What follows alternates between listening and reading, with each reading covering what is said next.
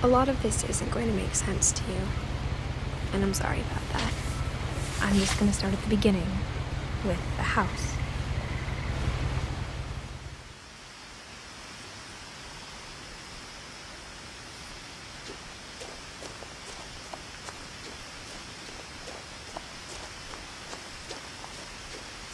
I lived here until I was 11, but I wasn't allowed inside half the rooms.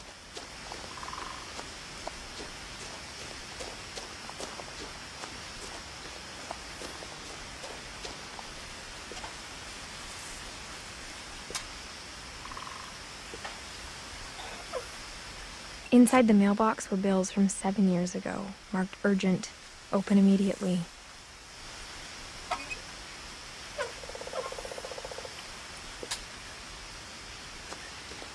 I hadn't been back since my brother Lewis's funeral.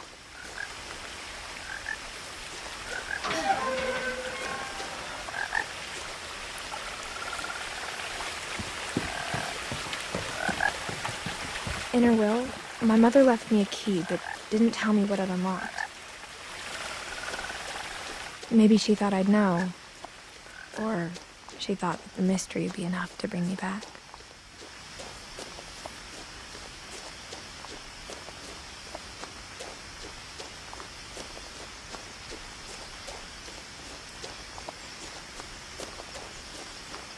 No one had driven this way in a long time, but I saw a few hoof prints.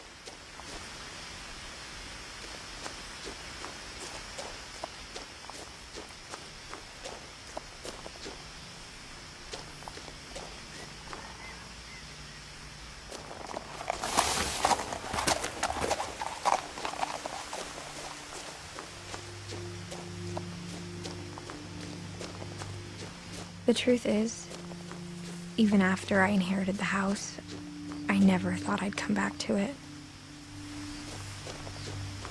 But now I had questions about my family that only the house knew the answers to.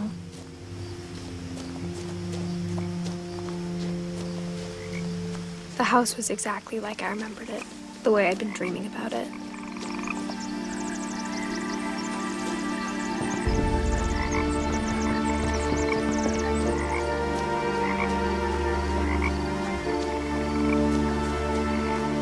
As a child, the house made me uncomfortable in a way I couldn't put into words. Now, as a 17-year-old, I knew exactly what those words were. I was afraid of the house.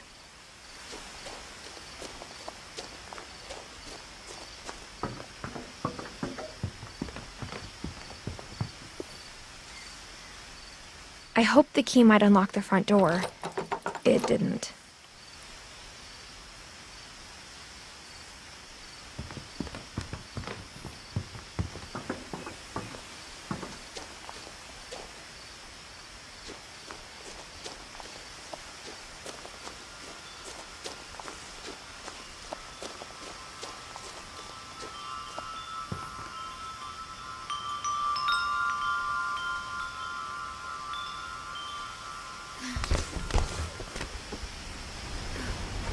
Crawling through the doggy door used to be a lot easier when I was 11.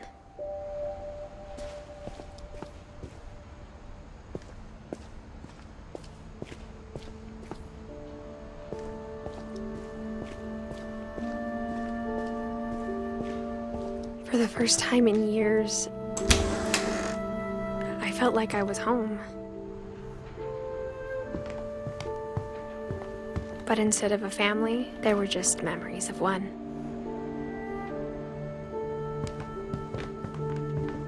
Like how only one restaurant would deliver to our house, so we had Chinese a lot. Or how after Lewis started working at the cannery, we all got sick of eating salmon. Except our cat, Molly.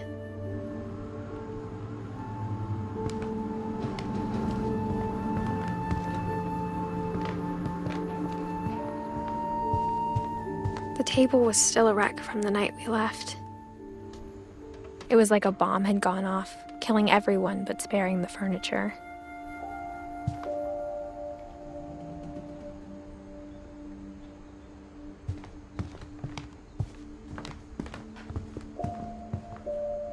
My mom was the only one of us who could imagine Great-Grandma Edie living in a nursing home.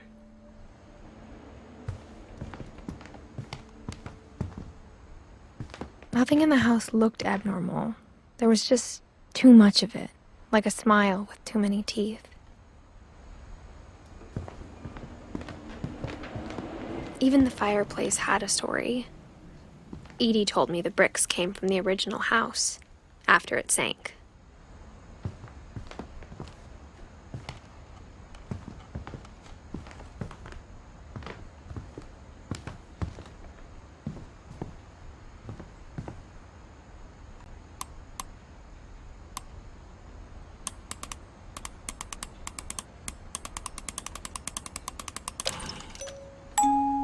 Great-Grandpa Sven built a music box for Barbara, along with the rest of the house.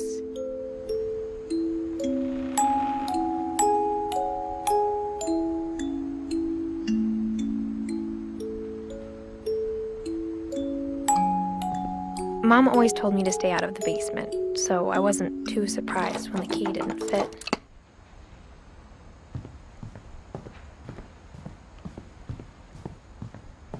My mom wasn't much of an optimist, but she never stopped believing that my brother Milton was alive. A lot of things got left behind in the whirlwind of that last night.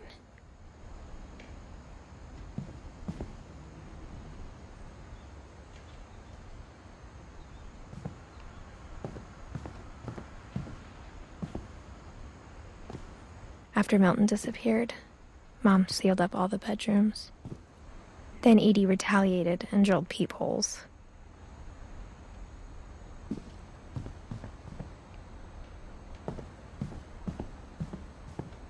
Whenever people ask me about my family, the first thing they always want to know about is Barbara.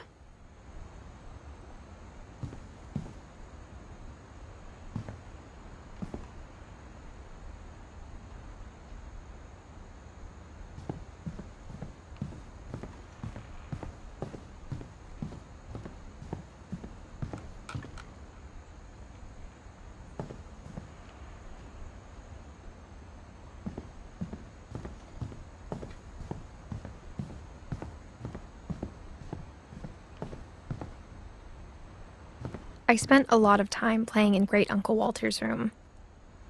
I think my mom sometimes regretted not sealing it up.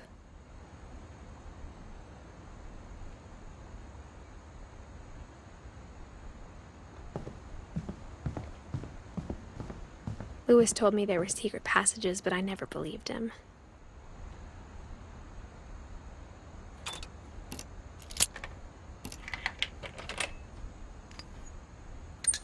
Turns out, my mom was really good at keeping secrets.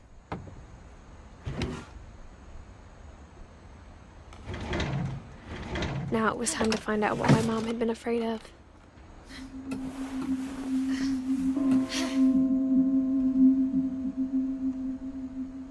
From the paintings on the wall, it was clear my brother Milton had been here before me.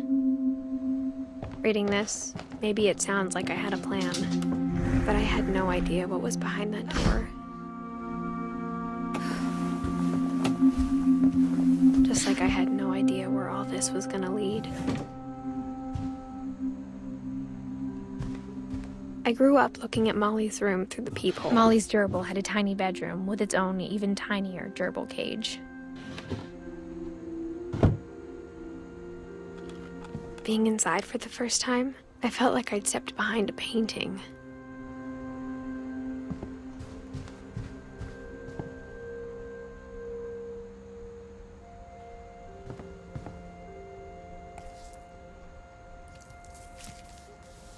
December 13th, 1947. Dear Diary, I'll be gone soon, but I wanted to tell somebody about what's gonna happen. It started when Mom sent me to bed without dinner. I woke up and I was starving, so I looked around for something to eat.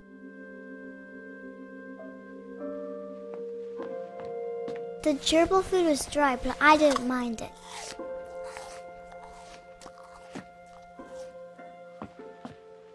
My Halloween candy was all gone. Mom! Mom, can I come out now? Sweetheart, it's late. Go to sleep.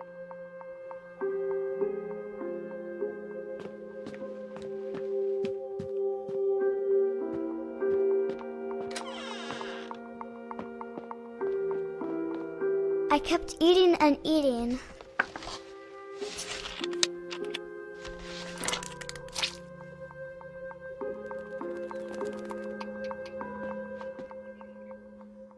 I ate a lot of things that night.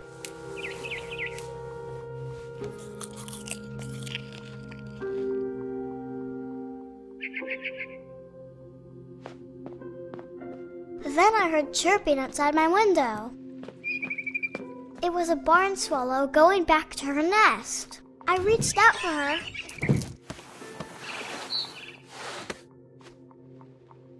And suddenly, I was a cat.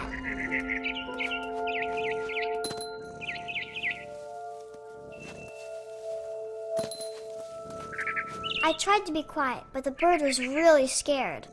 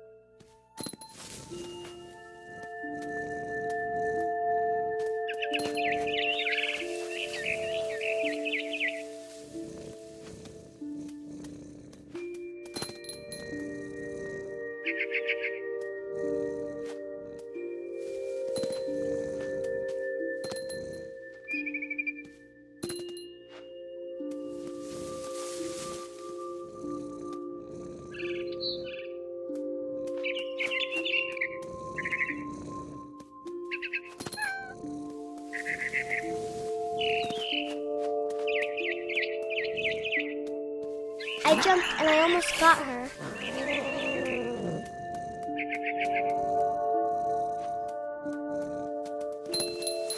I could tell she was getting really tired.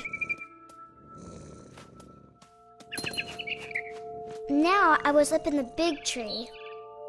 I promised Dad I wouldn't climb it anymore. All I cared about was eating that mama bird.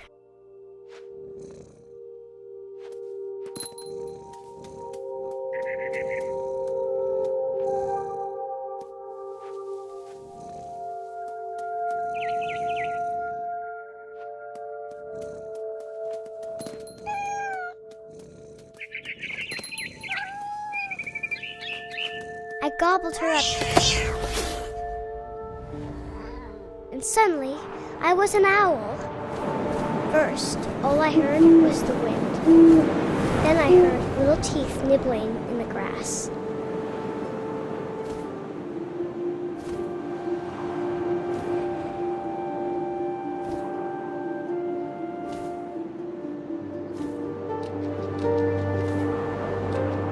Rabbits.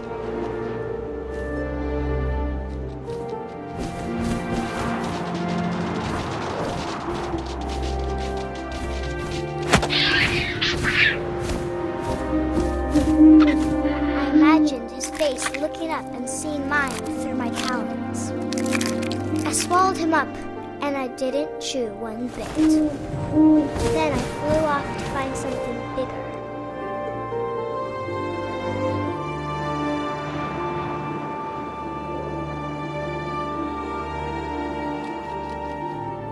A mama rabbit.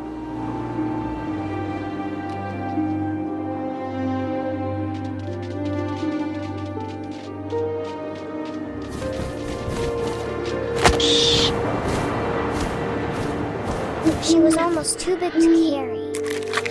I started choking, but I couldn't stop eating. And suddenly, I was a shark.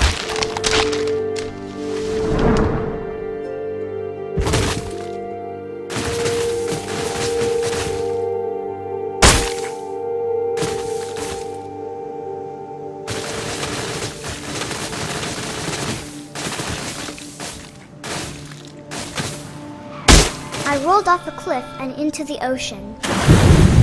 Now, I was hungrier than ever.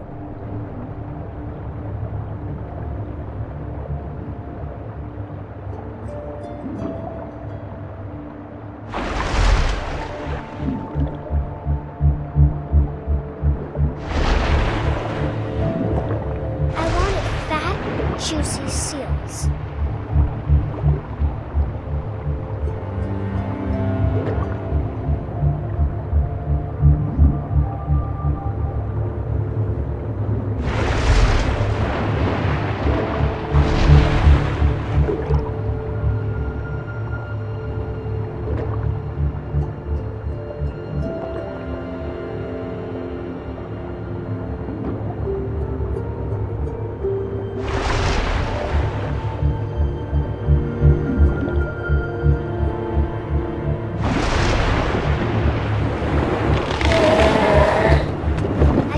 Her flipper, and it tasted really good.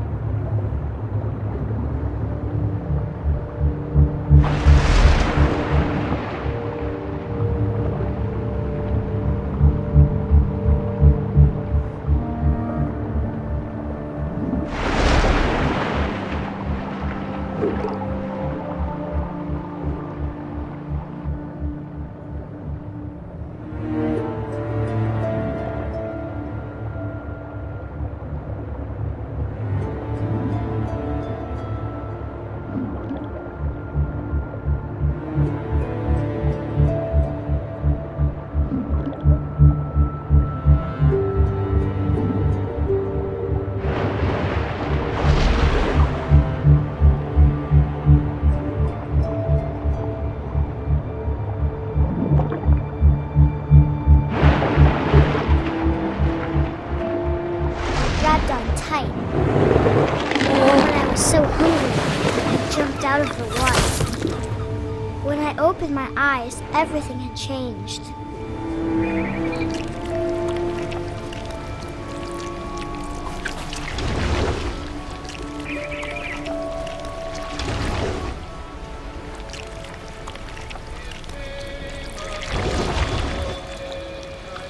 Now I was a monster, and I smelled people everywhere.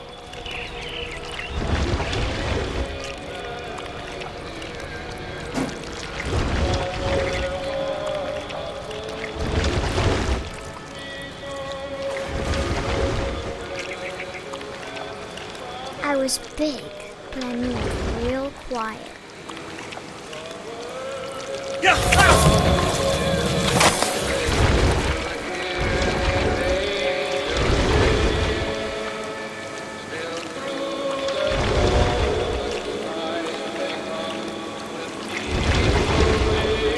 I wanted to stop, but also I didn't.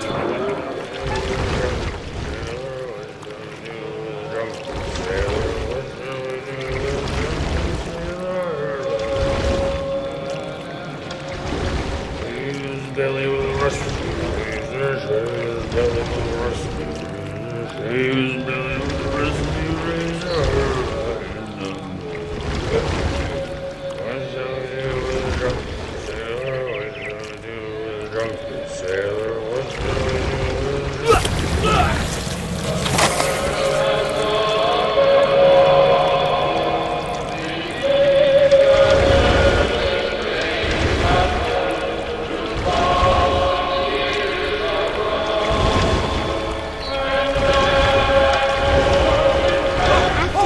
Passenger, I was still hungry. And across the water, I smelled something new. Something I had to have, so I swam towards it.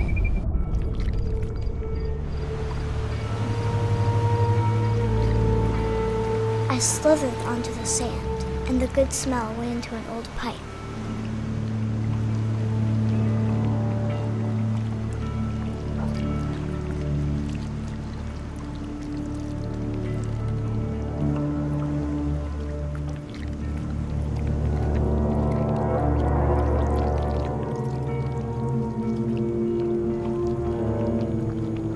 closer and closer.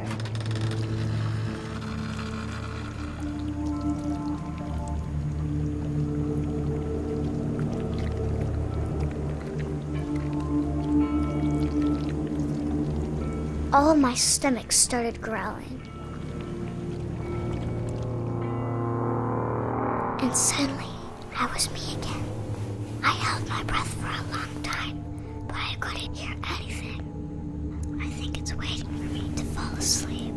But it's not going to wait much longer. It needs to feed, and we both know I will be delicious.